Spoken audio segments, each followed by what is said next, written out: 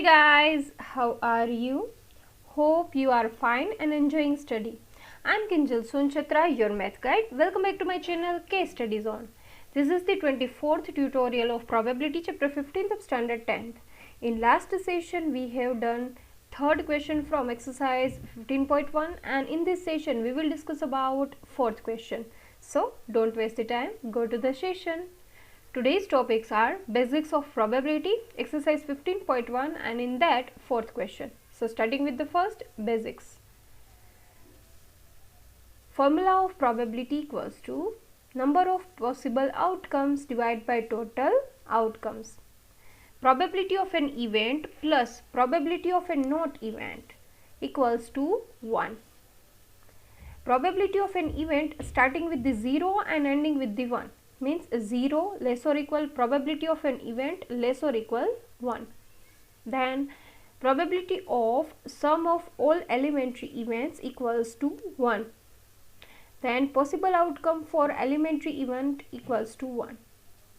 Then probability of an impossible event equals to 0.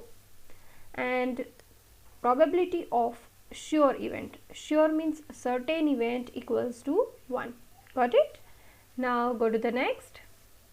It's fourth question. Which of the following cannot be the probability of an event? We have already know about probability of an event is between 0 to 1. So starting with the first option, 2 by 3, it means 0.66. It is between 0 and 1. Then second, minus 1.5. It is not probability because it is not between 0 and 1. So answer is minus 1.5 because the probability of an event is greater than or equal to 0. Third option is 15%, means maximum is 100% probability. So 15% it is okay. And fourth, 0.7, it is between 0 and 7. Got it? If you have any doubt about it, then you can ask me in comment section. Thank you for watching. If you like my video, please subscribe my channel and share with your friends. Bye-bye.